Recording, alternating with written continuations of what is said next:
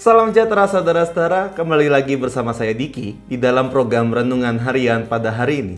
Tema kita pada hari ini berbicara tentang hikmat Tuhan atau keinginan pribadi. Dengan ayat dasar kita pada hari ini adalah Yakobus 3 ayat 13 sampai dengan 18 yang berbunyi demikian. Siapakah di antara kamu yang bijak dan berbukti? Baiklah, ia dengan cara hidup yang baik menyatakan perbuatannya oleh hikmat yang lahir dari kelemah lembutan. Jika kamu menaruh perasaan iri hati dan kamu mementingkan diri sendiri, janganlah kamu memegahkan diri dan janganlah berdusta melawan kebenaran. Itu bukanlah hikmat yang datang dari atas, tetapi dari dunia, dari nafsu manusia, dari setan-setan. Sebab di mana ada iri hati dan mementingkan diri sendiri, di situ ada kekacauan dan segala macam perbuatan jahat. Tetapi hikmat yang dari atas adalah pertama-tama murni, selanjutnya pendamai, peramah, penurut, belas kasihan dan buah-buah yang baik, tidak memihak dan tidak munafik. Dan buah yang terdiri dari kebenaran ditaburkan dalam damai untuk mereka yang mengadakan damai.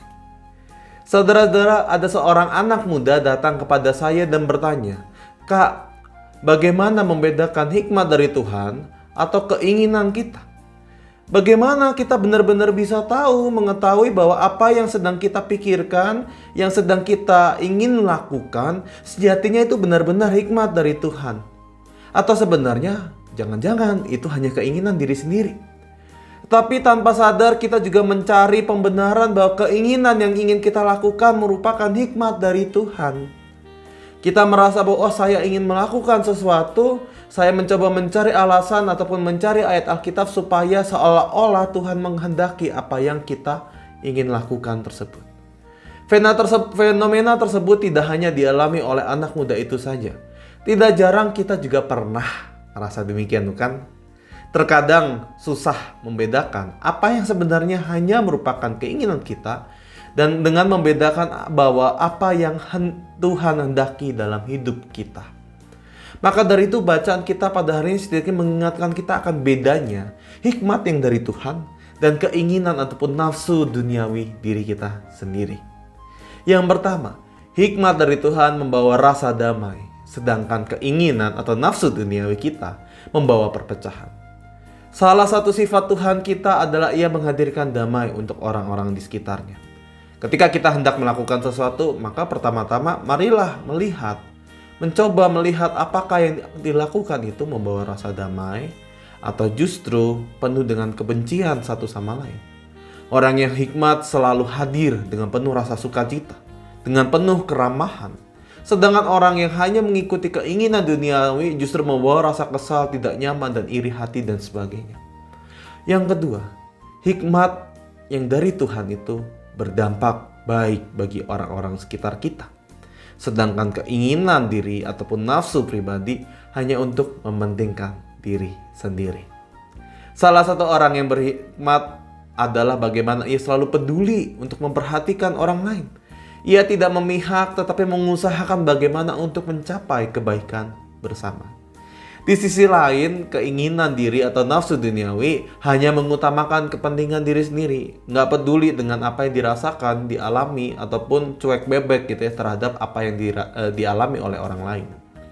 Dan yang ketiga, hikmat Tuhan selalu sejalan dengan firman Tuhan. Sedangkan keinginan nafsu seringkali bertentangan dengan firman Tuhan.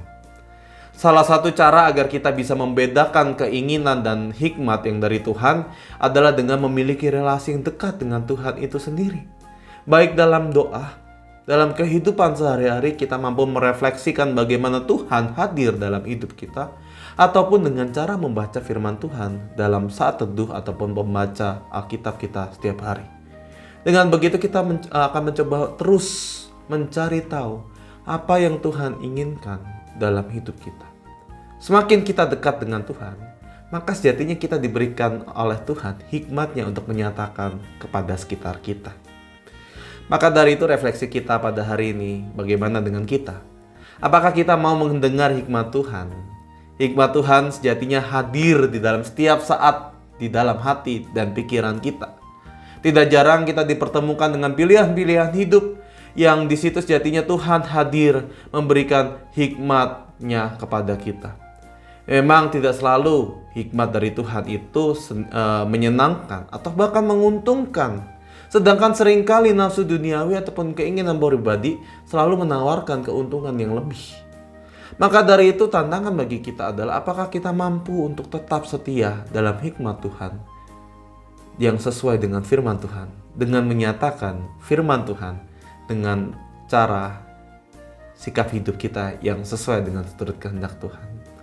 Apakah sikap hidup kita mencerminkan nilai-nilai Kristus di dalam kehidupan kita dengan cara membawa damai pada orang sekitar kita, menjadikan diri pembawa sukacita ketika kita dimanapun hadir, dan juga terus mengarahkan diri kepada Tuhan.